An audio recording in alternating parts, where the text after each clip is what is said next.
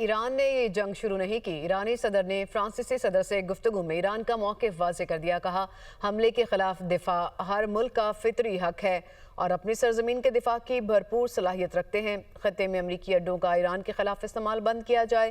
امریکی اڈوں کا استعمال کر کے ہمسایہ ممالک سے تعلقات خراب کرنے کی کوشش کی جا رہی ہے۔